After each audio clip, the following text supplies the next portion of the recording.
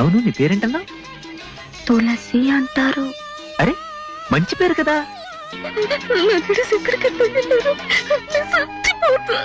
ఏ పువ్వు ఏ తేటిదన్నది ఏనాడో రాసున్నది, ఏ ముద్దు ఏ మోవిదన్నది ఏ పొద్దు రాసున్నది.